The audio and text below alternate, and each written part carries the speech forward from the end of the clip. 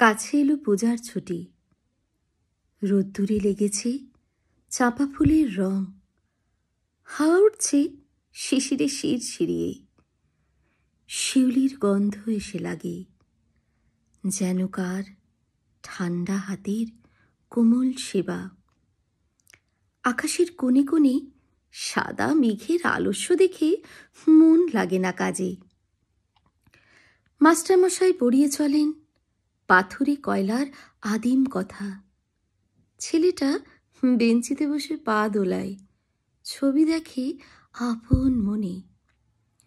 কমল দিঘির ফাটল ধরা ঘাট আর ভঞ্জুদের পাঁচিল ঘেঁষা আতা গাছের ফলে ভরা ডাল।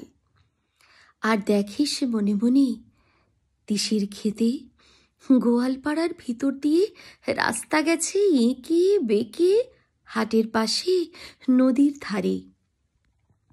কলেজের ইকোনমিক্স ক্লাসে খাতায় ফর্দ টুকে নিচ্ছে চশমা চোখে মিডিল পাওয়া ছাত্র। হালের লেখা কোন উপন্যাস কিনতে হবে, ধারে মিলবে কোন দোকানে। মনে রেখো পাড়ের শাড়ি, সোনায় জড়ানো শাখা। দিল্লির কাজ করা লাল মাখমালের চটি, আর চাই রেশমে বাঁধাই করা অ্যান্টিক কাগজে ছাপা কবিতার বই। এখনো তার নাম মনে পড়ছে না। ভবানীপুরের তেতলা বাড়িতে আলাপ চলছে সরু মোটা গলায়। এবার আবু পাহাড় না মাদুরা না ডালহাউসি কিংবা পুরী, না সেই চিরকেলে ছেনালোকের দার্জিলিং।